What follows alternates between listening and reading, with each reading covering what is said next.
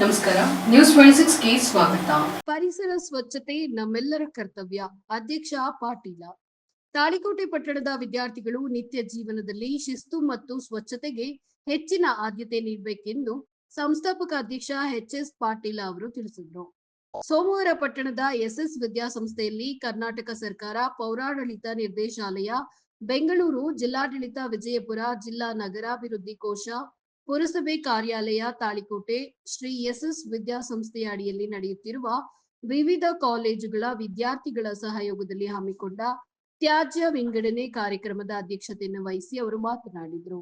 ಈ ಕಾರ್ಯಕ್ರಮದಲ್ಲಿ ಹಿರಿಯ ಆರೋಗ್ಯ ನಿರೀಕ್ಷಕ ಫಿರೋಜ್ ಮುಲ್ಲಾ, ಕಿರಿಯ ಅಭಿಯಂತರ ಸಂದೀಪ್ ವಟಾರ, ಕಿರಿಯ ಆರೋಗ್ಯ ನಿರೀಕ್ಷಕ ಶಿವಾನಂದ ಜುಮ್ನಾಳ, ಪುರಸಭೆಯ ಶ್ರೀಪಾದ ಜೋಶಿ, ಕಿರಿಯ ಆರೋಗ್ಯ ನಿರೀಕ್ಷಕ ರಂಗನಾಥ್ ಅಜಮನಿ ವೇದಿಕೆಯಲ್ಲಿ ಉಪಸ್ಥಿತರಿದ್ದರು. ಸ್ವಚ್ಛ ಭಾರತ್ ಮಿಷನ್ 2.0 ನಗರ ಮಿಷನ್ ಅಡಿಯಲ್ಲಿ ಶಿಕ್ಷಣ ಸಂವಹನ ತರಬೇತಿ ಕಾರ್ಯಾಗಾರದಲ್ಲಿ ಫಿರೋಜ ಮುಲ್ಲಾ, ಸಂದೀಪ ವಟಾರ, ಶಿವಾನಂದ ಜುಮ್ನಾಳ ವಿದ್ಯಾರ್ಥಿಗಳಿಗೆ ಸ್ವಚ್ಛತೆಯ ಬಗ್ಗೆ ಮತ್ತು ಸ್ವಚ್ಛ ಭಾರತ ಶ್ರೇಷ್ಠ ಭಾರತ, ಸ್ವಚ್ಛತೆಯ ಹಾದಿ ದೇಶದ ಬುನಾದಿ, ಪೂಜೆಗೆ ಮೊದಲು ಶೌಚ, ಅದುವೇ ಬಾಳಿನ ಕವಚ, ಹಸಿರು ಭೂಮಿ ಸ್ವಚ್ಛತೆಯ ಸಂಕೇತವಾಗಿದೆ ಅಂತ ತಿಳಿಸಿದ್ರು. ವರದಿ ರಮೇಶ್ ದಲ್ಲಾಲಿ, ನ್ಯೂಸ್ 26 ಕನ್ನಡ, ವಿಜಯಪುರ. ಇದಾಗಿತ್ತು ಲೇಟೆಸ್ಟ್ ಅಪ್ಡೇಟ್ಸ್.